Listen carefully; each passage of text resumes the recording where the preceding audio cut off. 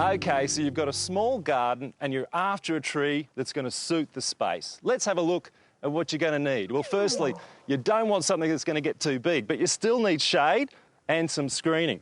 Now, you want this thing to look good too, and if that's not enough, it's got to be drought hardy and suit your local conditions. Now, that's quite a lot to ask for.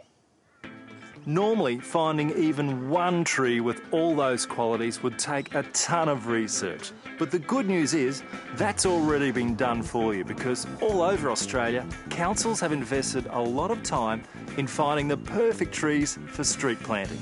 And if they perform well out here, they'll thrive in your garden. Here in Brisbane, the council's come up with some real beauties, and I reckon this is one of the best. It's called the ivory curl tree.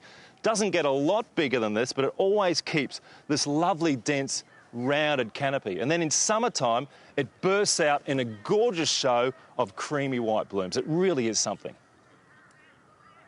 And talking about showy natives, these beauties in full bloom are absolutely breathtaking. They're golden pendants, and depending on where you live, they can be covered in yellow blooms anytime from spring through to autumn. And the rest of the year, you can just go on enjoying their lovely glossy green foliage, which will look good in any garden.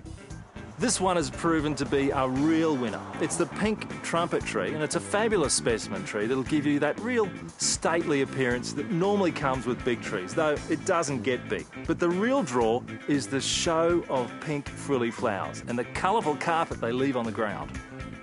Here's one you'll be seeing a lot of around Brisbane, really tough and drought hardy. It's the tulip wood, works really well in small spaces. Again, beautiful rounded canopy, not particularly showy in terms of flowers, but it does develop a rather nice looking orange seed pod, which just gives it something a little extra. And in a similar vein is the tuckaroo. It also produces little orange fruit. And again, it has a lovely, dense, rounded canopy of foliage. And the foliage itself is thick and leathery, which makes it very tolerant of salt spray. So it's a good one to consider if you live by the coast.